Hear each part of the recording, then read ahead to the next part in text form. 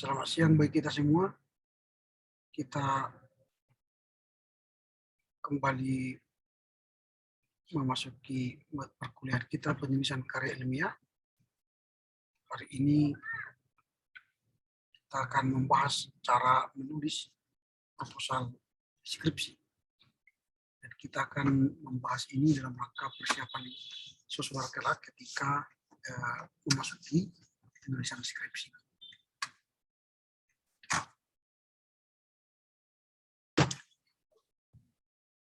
Komti memimpin doa atau memilih salah seorang dari kita untuk berdoa. Baik Pak, terima kasih. Kami minta teman kami Erwin untuk membawa doa pembuka kita hari ini. Baiklah teman-teman, sebelum kita mulai perkuliahan kita, mari kita berdoa. Kembali kami mengucap syukur kepadamu ya Bapa, di mana pada siang hari ini kami akan mulai perkuliahan kami. Kiranya Engkau memberkati perkuliahan kami, mulai awal, pertengahan, hingga akhirnya nanti apa. Begitu juga dengan dosen kami dalam perjalanan, mau ke Medan, kiranya berkati dalam perjalanan apa. Begitu juga dengan kedua orang tua kami, dimanapun mereka berada, kiranya Engkau memberkati. Terima doa ini dalam nama Anakmu Yesus, kami berdoa dan mengucap syukur. Amin. Baik, terima kasih atas doanya. Yang saya katakan minggu yang lalu, hari ini kita akan melanjutkan pembahasan kita mengenai bagaimana kita mempersiapkan nanti kalau sudah masuk pada bimbingan proposal skripsi.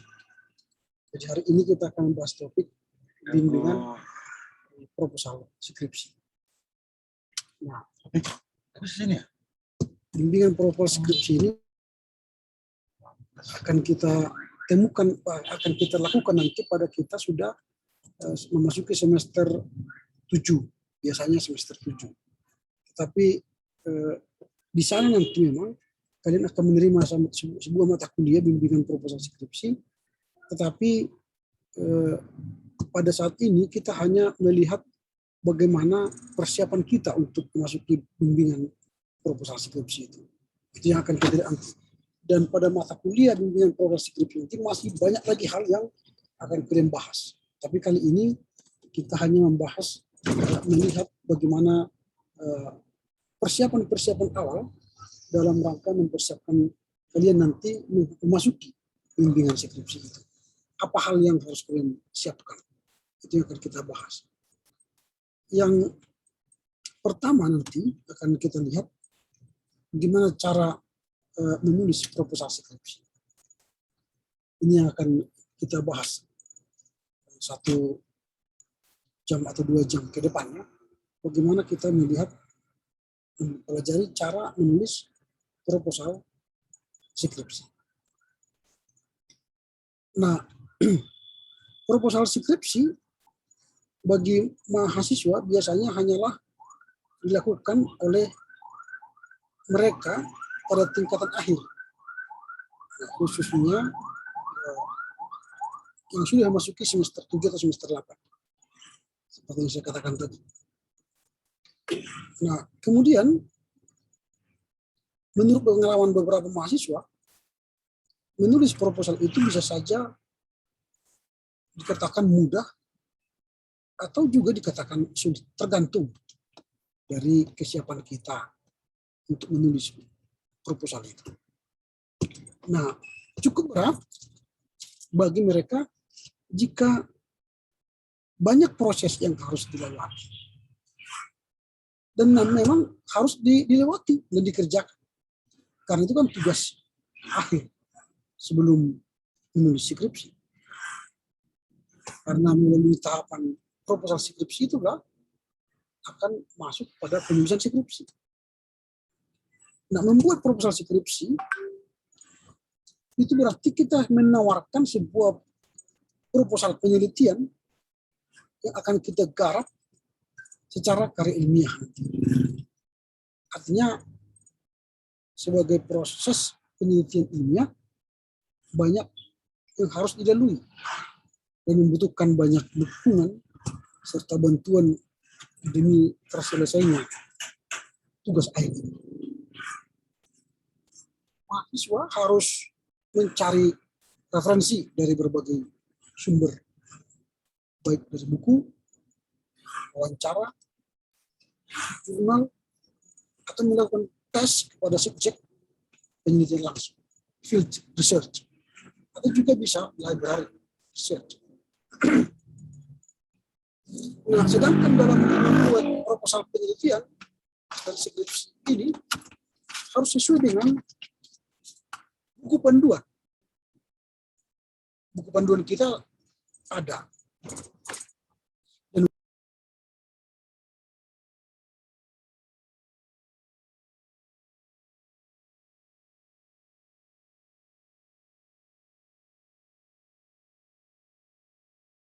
Oke, tadi maaf sinyalnya terputus. Karena mungkin di jalan ya sinyalnya agak terganggu.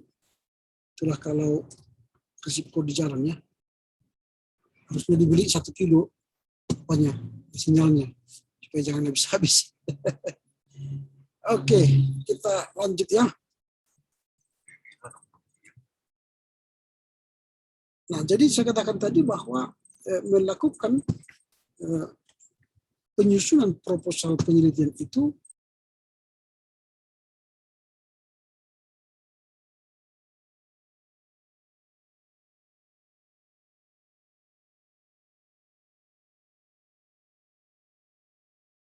saya matikan aja kamera karena mungkin tidak support dia di jalan ini untuk kamera ya. Oke, saya lanjut. Tadi saya katakan bahwa dalam menulis proposal itu merupakan sebuah proses yang berat ya, atau yang panjang yang harus kita lalui. Nah, memang di setiap kampus ada buku panduannya. Kampus kita juga ada, dan itu juga bisa mengalami perubahan-perubahan. Tapi kampus kita ada. Nanti pada saat kalian memasuki mata kuliah bimbingan proposal skripsi, buku itu akan dibagikan kepada kalian. Dan itulah buku panduan yang harus kalian ikuti. Jadi mahasiswa harus mengikutinya dengan baik, panduannya itu. Nah, apa itu proposal penelitian? Nah, proposal dari kata propose berarti mengajukan. Jadi kita ajukan, baru bisa diartikan juga sebagai permohonan. Setelah kita mohonkan kepada dosen, lalu nanti kita dilihat ya, diuji kelayakannya, apakah proses kita atau proposal kita layak menjadi sebuah penelitian. Kalau sudah layak, maka nanti diizinkan untuk melanjutkan penelitian itu dalam sebuah karya ilmiah, yaitu skripsi. Nah, proposal penelitian itu merupakan sebuah dokumen di mana di dalamnya ada pemikiran-pemikiran yang rinci, terstruktur, ilmiah, dan harus dipertanggungjawabkan kemurnian dan keabsahannya dengan legal atau benar. Jadi tidak mengherankan kalau proposal penelitian harus menyertai referensi yang valid atau buku-buku yang valid. Yang membuat proposal penelitian dan skripsi tentunya mempunyai maksud tersendiri. Di antaranya memberikan, menyajikan dengan gamblang tentang masalah yang diteliti. Baru membuktikan secara persuasif bahwa apa yang menjadi objek penelitian tersebut memang dibutuhkan.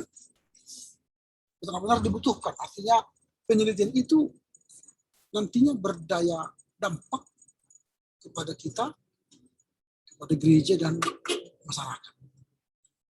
Nah, memberikan alasan yang logis dengan penjelasan metodologi yang rinci, sehingga hasil penelitian yang dikaji itu bermanfaat dan benar-benar penelitian itu dikategorikan layak.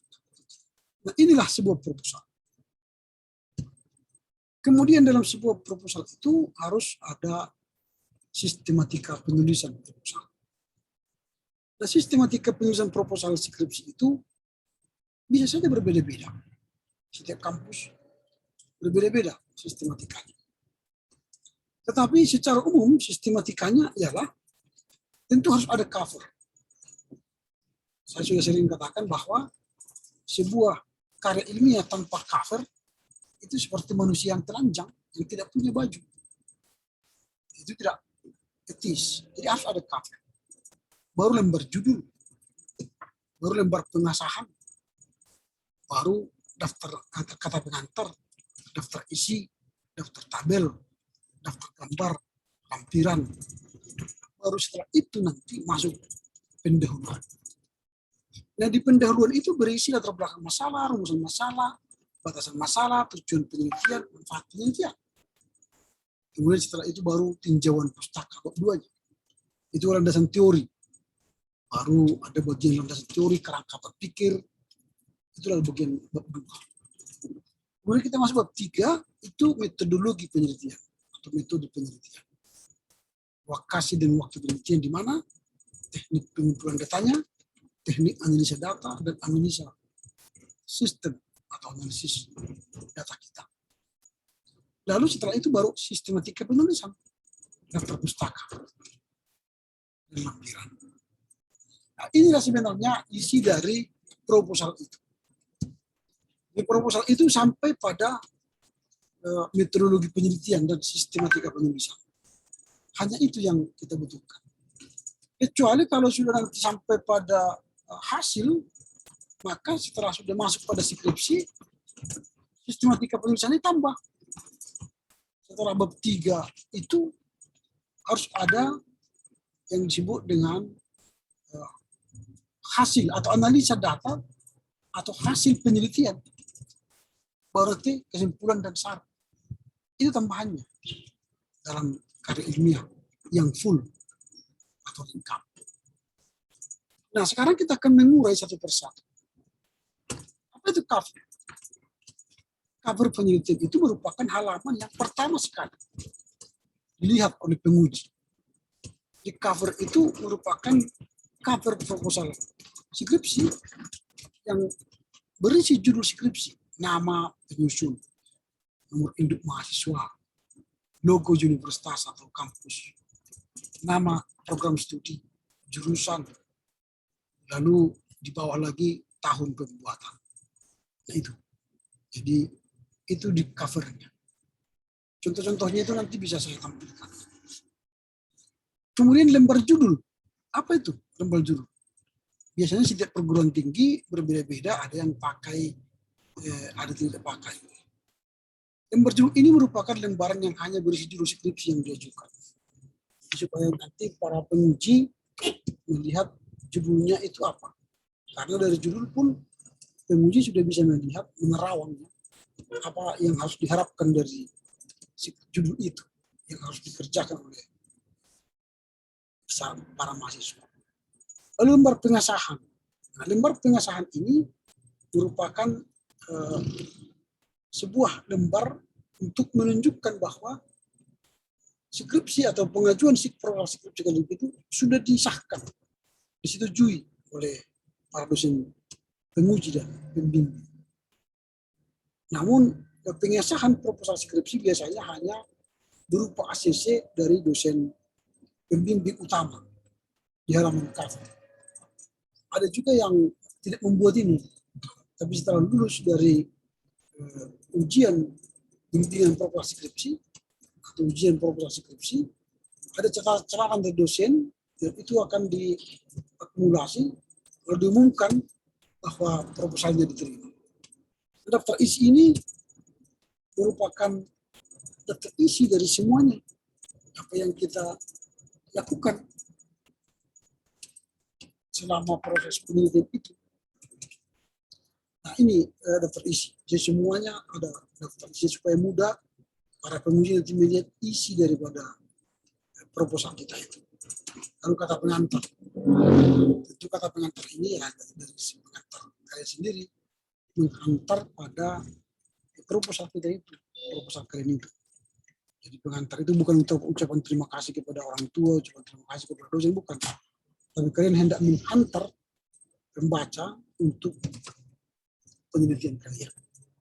Baru daftar tabel jika ada, daftar gambar jika ada, daftar lampiran jika ada. Baru masuk bab 1. Bab 1 ini berisi soal latar belakang masalah. Nah, latar belakang itu harus jelas. Di dalam latar belakang itu berisi argumentasi yang diajukan penulis yang menunjukkan adanya kesenjangan yang terjadi di tengah masyarakat. Misalnya antara harapan dan kenyataan, antara teori dan praktik dan sebagainya. Jadi ada solen, ada sein. Solen itu yang seharusnya, sementara sein itu yang terjadi di lapangan. Jadi terjadi di lapangan itu dengan yang seharusnya terjadi gap penelitian, riset gap. Nah itulah yang harus dijawab oleh mahasiswa dalam karya ilmiahnya. Mengapa terjadi kesenjangan? Mengapa terjadi jurang antara yang seharusnya dengan kenyataan?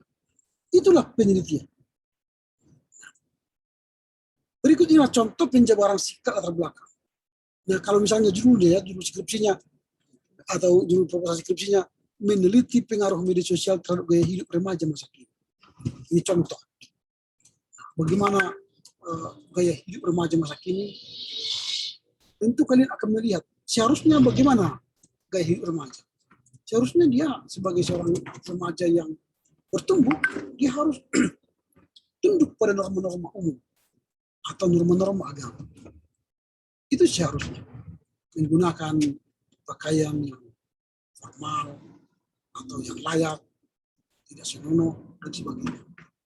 Tetapi yang terjadi di lapangan adalah remaja itu gaya hidupnya sudah hedonis misalnya.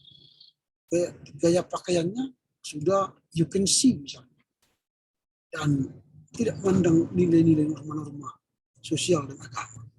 Berarti pertanyaannya mengapa terjadi? Itulah riset gap tadi.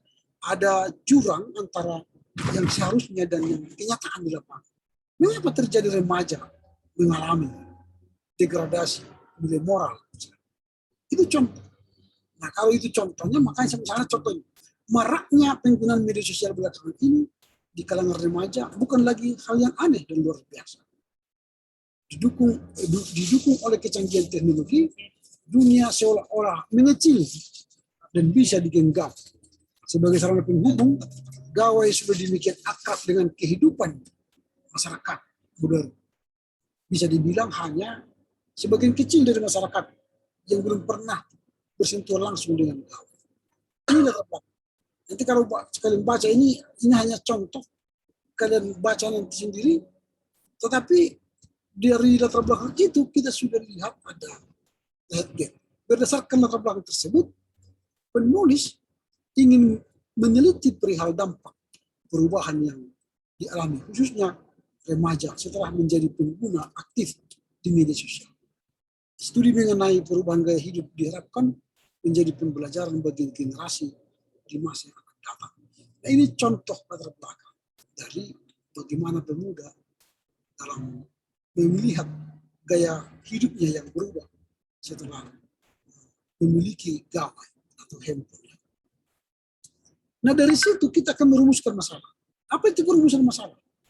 Rumusan masalah berisi tentang pertanyaan yang harus dijawab oleh penulis melalui hasil penelitian yang akan dilakukannya dalam skripsi. Jadi mengapa terjadi degradasi pemuda atau gaya hidup pemuda dalam bermedia sosial? Itu harus dijawab oleh peneliti dalam skripsi. Nah berikut contoh. Jadi ada pertanyaan-pertanyaan tadi saya katakan. Pertanyaan itu maksimal 3, jangan banyak. Kalau ada 5 atau 7 boleh saja, tapi capek kalian menjawabnya. Karena setiap pertanyaan penelitian itu harus dijawab di bab 3 dan bab 4. Tetapi kalau 3 berarti 1 pertanyaan pokok dan 2 pertanyaan turunan. Pertanyaan pokok itulah yang akan kita jawab di seluruh skripsi kita. Lalu pertanyaan turunan yang dua itu adalah mendukung kita menemukan jawaban atas pertanyaan inti. Misalnya contoh tadi, apakah yang berubah dari gaya hidup remaja masa kini setelah mengenal media sosial? Apa yang berubah? Berarti nanti kalian telitilah, tanyalah orang, atau lihat buku-buku, atau lihat media-media sosial. Apa yang berubah? Itu yang pertama. Lalu yang kedua, apakah dampak negatif yang dialami oleh remaja dari kondisi ini? Jadi ini harus dijawab, diteliti. Dan yang ketiga, bagaimana solusi yang tepat supaya media sosial bisa bermanfaat positif terhadap gaya hidup remaja. Nah ini apanya? Pertanyaan penelitian. Jadi ada 3 pertanyaan penelitian yang harus dijawab. Jadi 1 pertanyaan utama dan 2 pertanyaan tambahan atau pertanyaan dukungan. Ya. Nah, selain itu berikut contoh lain perumusan masalah untuk tema memahami keterkaitan baby blues syndrome terhadap angka kejahatan ibu terhadap anak. Nanti kalian baca loh itu. Nah, setelah latar belakang masalah sudah ada, kemudian ada rumusan masalah, lalu yang ketiga adalah tujuan penelitian. Tujuan penelitian ini harus sinkron dengan rumusan masalah. Jadi apa yang kita tanya di rumusan masalah ini, yang 3 tadi, ini harus sinkron dengan tujuan penelitian. Misalnya, apakah yang berubah dari gaya hidup remaja masa kini setelah mengenal media sosial? Itu pertanyaan misalnya. Maka tujuannya nanti di sini ialah mengetahui hal-hal yang berubah setelah remaja mengenal dan berinteraksi dengan media sosial. Kalau pertanyaannya tadi sini, apakah dampak negatif yang dialami oleh remaja dari kondisi ini?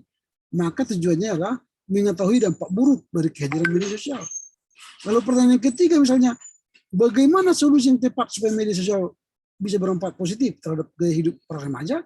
Maka tujuannya adalah memaparkan solusi yang bisa mengubah media sosial menjadi hal yang positif. Jadi tujuan itu harus diangkat dari pertanyaan atau rumusan masalah itu. Di sini sering mahasiswa tidak mampu mensinkronisasikan antara rumusan masalah dan tujuan penelitian. Nah, kalau sudah tujuan penelitian jelas, maka kita masuk pada manfaat penelitian. Manfaat penelitian ini juga pun harus sesuai dengan tujuan penelitian. Jadi tujuan penelitian itu berasal dari rumusan masalah dan manfaat penelitian pun harus datang dari tujuan penelitian. Maksudnya apa? Kalau tujuan penelitiannya tadi untuk mengetahui hal-hal yang berubah dari remaja mengenal dan berinteraksi dengan media sosial, maka manfaatnya apa? Membantu anak-anak muda melewati masa remajanya dengan baik dan tidak terjerat oleh kebiasaan buruk dari media sosial. Nah, begitu. Kalau tadi pertanyaan keduanya ialah tujuannya untuk mengetahui dampak buruk dari kehadiran media sosial, berarti manfaatnya adalah membuka mata orang tua dan tenaga pendidik akan potensi bahaya yang sedang mengancam remaja masa kini. Nah, kalau tujuannya tadi adalah memaparkan solusi yang bisa mengubah media sosial, maka manfaatnya adalah menjadi bahan pembelajaran bagi generasi yang akan datang. Nah, itu. Jadi tujuan penelitian, manfaat penelitian itu harus sama. Artinya sinkron lah dari tujuan dan manfaat penelitian. Nah itu. Lalu setelah itu barulah kita masuk bab 2. Tadi kita bicarakan itu bab 1, rumusan latar belakang masalah, rumusan masalah, tujuan penelitian dan manfaat penelitian. Lalu bab 2 itu membahas isi proposal. Tentu yang dibahas di bab 2 itu adalah landasan teori. Jangan terlalu banyak dulu, karena ini kan masih proposal. Lebih baik nanti banyak itu pada skripsi. Hanya diberi landasan teori yang benar-benar sesuai dengan judul skripsi kita. Kemudian penjelasan detail yang dikemukakan harus masuk akal, serta menyertakan sumber-sumber rujukan yang memang telah terbukti dan resmi. Itu bab 2. Jadi intinya bab 2 itu adalah landasan teori. Lalu bab 3 ialah berisi metodologi penelitian atau metode penelitian. Seperti lokasi penelitian, teknik pengumpulan data, dan teknik analisis data, dan juga analisis sistem. Itu yang dibahas. Sehingga nanti dalam metodologi ini sangat menentukan diterima apa tidaknya penelitian kalian. Metodologi penelitian itu ada 2 jenis yang selalu digunakan orang, tapi ada juga 3. Yang pertama itu kuantitatif, dan kedua kualitatif, dan yang ketiga mixed method. Memang sekarang agak berkembang mixed method. Tetapi itu agak jarang digunakan. Mengapa? Karena memang hanya 2 alat yang paling sukses digunakan para peneliti, yaitu kualitatif dan kuantitatif. Kualitatif berarti dia berkualitas. Dia berarti metodenya wawancara. Dan wawancara yang mendalam. Dan alat penelitinya ialah kita sendiri peneliti. Itu kualitatif.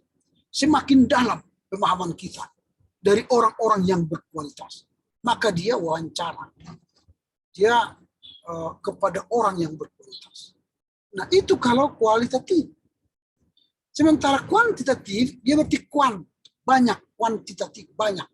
Semakin banyak kita kumpulkan data, maka semakin benarlah penelitian kita. Alat penelitiannya ialah kuesioner dan angket. Jadi jangan nanti gunakan wawancara di kuantitatif, itu salah. Tapi gunakanlah angket atau kuesioner. Dan carilah orang-orang yang menjawab. Semakin banyak orang menjawab dari kuesionermu itu, maka makin benarlah penelitian. Jadi jawaban atas pertanyaanmu ditentukan oleh banyaknya orang yang kamu teliti. Kualitatif tadi itu udah tidak perlu banyak orang, tapi yang perlu ialah kualitas dari orang yang kau wawancarai. Nah itu. Makanya kalau kuantitatif ini dia positivisme, dia sudah positif jawabannya, tapi perlu pembuktian, maka ada hipotesa. Di kuantitatif itu ada hipotesa. Di kualitatif tidak perlu hipotesa karena dia dari nihilisme. Tidak perlu hipotesa karena dia akan membangun sebuah teori dari wawancara, dari interview yang dilakukan. Jadi ini beda dari kualitatif dan kuantitatif. Nah, mixed method itu saya katakan tadi ditempuh orang-orang yang gagal memakai kualitatif dan kuantitatif. Tapi katakanlah digunakan itu. Biasanya ialah ketika dia lakukan wawancara, dia tidak puas, lalu dikirimkannya lagi angket. Baru dia mendapatkan jawaban. Tapi sebenarnya ini metode yang tidak disukai banyak orang, tapi walaupun sekarang ahli-ahli sudah mulai mencoba menggunakan alat ini, tapi biasanya ini kurang berkenan. Kalau nanti masukin ke jurnal, dia tidak begitu disukai oleh jurnal yang mixed method. Tapi penelitian kualitatif itu semakin tentu digunakan banyak orang. Nah, ini soal metodologi. Jadi kalau metodologi kalian nanti tidak jelas, banyak mahasiswa menulis proposal skripsi, metode penelitian, library research, field research, itu saja. Itu bukan metodologi. Library research, field research, untuk 2 metodologi tadi, baik kualitatif dan kuantitatif, itu digunakan. Tetapi yang dimaksud dengan metodologi, itu bukan field research dan library research. Tetapi yang dimaksud dengan metodologi adalah kualitatif dan kuantitatif. Itu pisau beda menyelesaikan riset gap tadi, jurang penelitian tadi. Mengapa mahasiswa atau mengapa remaja mengalami degradasi moral setelah ada gawe misalnya? Untuk menjawabnya perlu pisau beda. Apa itu? Kualitatif dan kuantitatif. Nah itu dalam metodologi. Itu bab 3. Lalu bab 4 sistematika. Jadi sistematika itu harus jelas. Dari judul, bab 1, bab 2, dan bab 3. Baru nanti sampai pada bab 3, bab 4, kesimpulan dan saran. Maka nanti proposal diterima. Baru daftar pustaka. Ingat dalam daftar pustaka, kalau masih proposal, bahasa Inggrisnya buku sumber utamanya 4. Dan bukunya 25. 25 buku. Dari 25 buku itu harus ada 4 yang berbahasa Inggris. Itu kalau proposal. Tapi kalau sudah skripsi nanti, bahasa Inggrisnya harus 8, bukunya di atas 30. Ya, itu aturan main kita di STT Abdul Medan. Nah, inilah dulu saya berikan kepada kalian untuk apa itu proposal. Nanti saya lanjutkan. Kalau ada pertanyaan sampai sini dulu. Ada kira-kira pertanyaan? Silakan. Saya ingin bertanya, Pak. Ya, silakan. Kalau menulis proposal itu ada ketentuan kayak jumlah lembarnya, Pak, minimal 50 lembar atau gimana gitu, Pak? Ya, jadi kalau jumlah halaman, biasanya proposal itu 15 sampai 20 halaman. Jangan banyak-banyak. Kalau sudah 50 halaman, bukan lagi proposal, itu skripsi. Sudah jadi. Jadi terlampau tebal pun nggak ada. Banyak mahasiswa memang, di latar belakang masalah bisa sampai 20 halaman. Tapi tidak jelas latar belakang masalahnya. Berdasarkan masalah di atas katanya, tapi di atas nggak ada masalah. Definisinya. Misalnya tadi, gaya hidup remaja dalam perkembangan gawai misalnya. Yang dia bahas, definisi remaja menurut Kubik, remaja menurut ini, remaja menurut, habis 20 halaman. Tapi apa masalah remaja itu enggak dia bahas. Di latar belakang masalah itu harus ada masalah yang harus diurai. Bukan definisi yang harus disampaikan. Definisi itu nanti di bab 2. Jadi di latar belakang masalah itu namanya pun latar belakang masalah. Berarti ada masalah yang kalian bahas. Apa latar belakang masalah itu? Itu yang harus kalian urai. Supaya jelas. Begitu ya. Jadi jangan terlampau tebal. 15 sampai 20 halaman aja. Yang lain, ada lagi yang mau bertanya? Baik, kalau tidak ada kita lanjutkan ya. Nah, Izin Pak. oke, silakan. Silakan.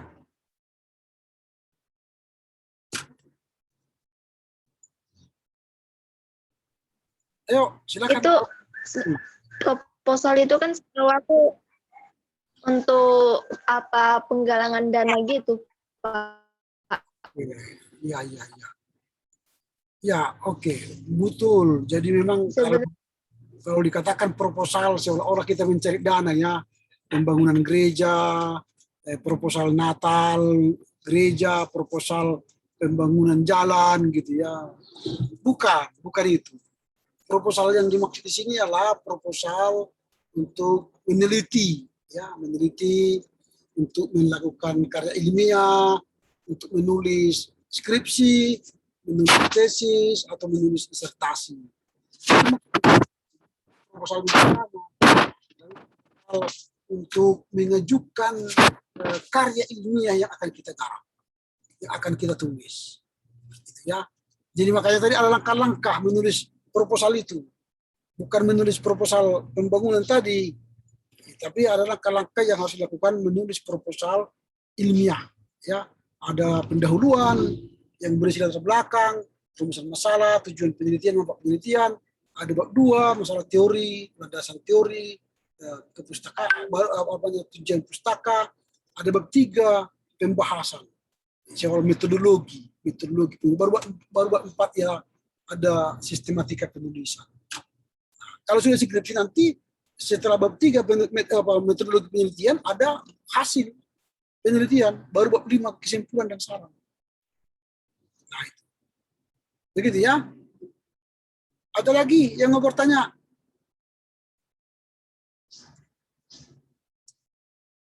Oke, kalau tidak ada, kita lanjut pada langkah menyusun proposal penelitian skripsi yang benar. Bagaimana cara langkah menulis proposal skripsi yang baik dan benar? Yang pertama itu harus dilakukan sebelum membuat proposal penelitian adalah mencari ide penelitian. Harus ada dulu ide. Apa ide-ide yang akan kalian kembangkan? Apa yang akan diteliti? Apa yang akan diteliti? Ada banyak mahasiswa ketika wawancara, ujian proposal penelitian, dia mengatakan begini, pendampingan kepada ibu yang sakit hati karena KDRT. Lalu kami tanya, apakah saudara mengenal ibu yang sakit hati karena KDRT? Tidak, Pak. Apakah pernah kamu berjumpa dengan dia? Berbicara-bicara dengan masalah? Tidak, Pak. Lalu dari mana kau tahu ibu yang sakit hati ini? Dari teman saya, Pak. Jadi kamu tidak pernah? Tidak. Bagaimana mungkin kami setuju dia mau menulis tentang seorang ibu yang sakit hati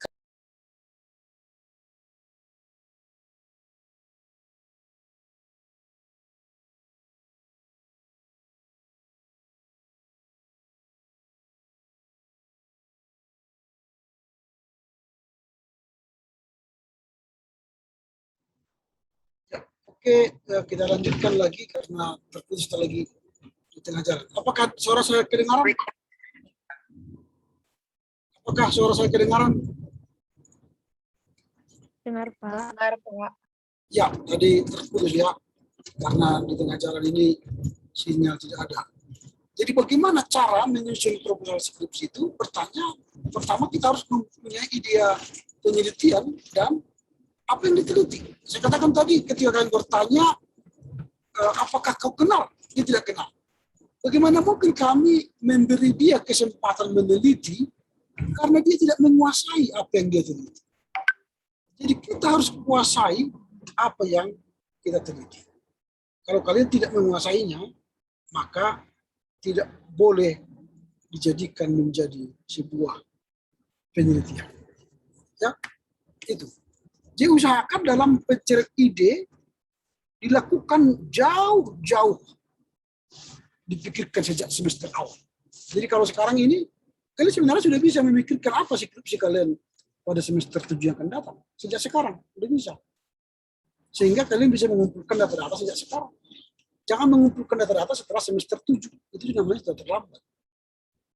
Makanya bagian yang kedua, langkah kedua ialah mencari referensi studi literatur sebanyak-banyaknya. Nah, itu sebanyak-banyaknya.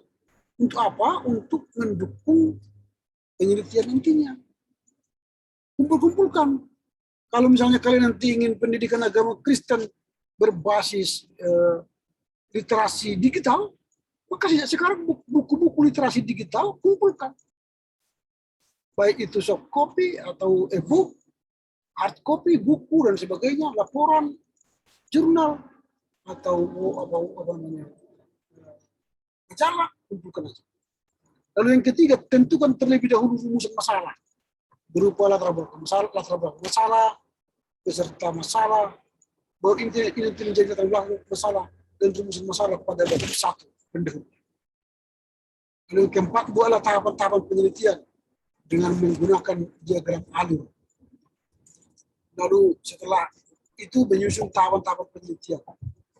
Kemudian jika rumusan masalah dan metode penelitian berhasil dibuat, maka buatlah judul skripsi yang akan diajukan. Judul skripsi harus sesuai dengan permasalahan yang diteliti. Disarankan dalam membuat judul jangan terlalu luas dan jangan terlalu sempit.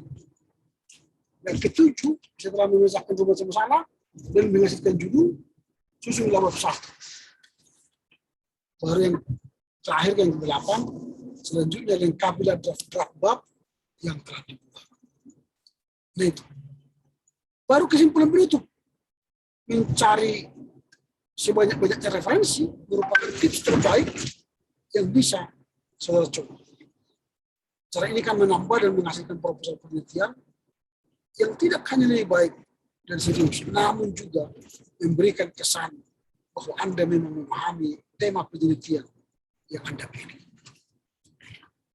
Nah, Anda juga harus menemui dosen pembimbing untuk mendapatkan pandangan atau pendapat dan bimbingan dalam menyempurnakan proposal penelitian itu. Jadi sebelum nanti kalian menyusun proposal, jumpai dosen-dosen yang kalian anggap layak menjadi dosen pembimbingmu nantinya kan.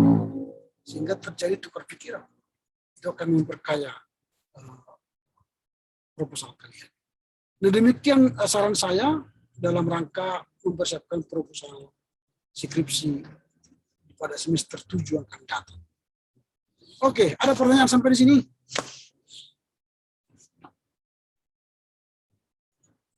Apakah masih dengar suara saya?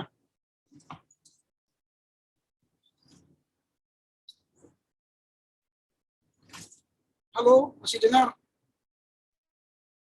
Putus-putus suaranya, Pak. Ada pertanyaan sampai di sini pembicaraan kita?